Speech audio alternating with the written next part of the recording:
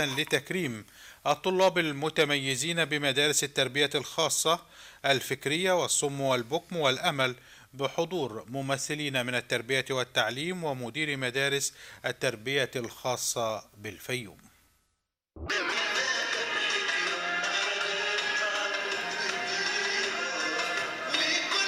في إطار جهود مديرية التربية والتعليم بمحافظة الفيوم لتشجيع الموهوبين من ذوي الاحتياجات الخاصة على مواصلة التفوق والإبداع في حدود الإمكانات المتاحة، نظمت مديرية التربية والتعليم بالمحافظة احتفالية لتكريم الموهوبين من مدارس التربية الفكرية والصم والبكم بحضور ممثلين من وزارة التربية والتعليم ومدير مدارس التربية الخاصة.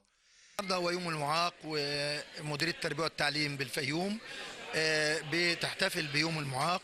وده يعني شيء طبيعي ان احنا ابنائنا ذوي القدرات الخاصة اللي بذلوا مجهود. وانت شفت كنا عاملين معرض وبيشتغلوا بايديهم ومعاهم، وشوف العروض الفنية والمسرحية حاجة على مستوى عالي. طبعا في التربية الرياضية حصلوا على المركز الأول. فدول على مستوى الصعيد طبعا شمال الصعيد. فاحنا يعني طبعا سعداء النهارده ان احنا بنحتفل بابنائنا دول فلذات اجدادنا، والمفروض ان احنا ندعمهم ونبقى جنبيهم ونفرحهم بيوم زي ده.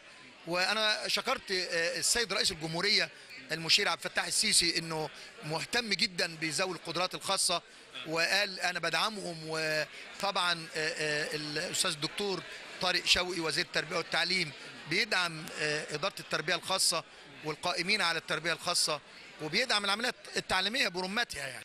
تخلل الحفل عرضا غنائيا من طلبة مدارس الأمل للمكفوفين والصم والبكم.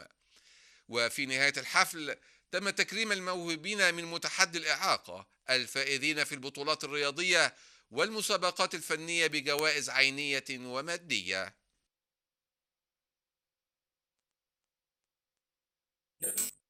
أمس لتكريم أبنائها من الطلاب المتفوقين والباحثين المتميزين في مجال البحث العلمي والإداريين الحاصلين على درجتي الماجستير والدكتوراه.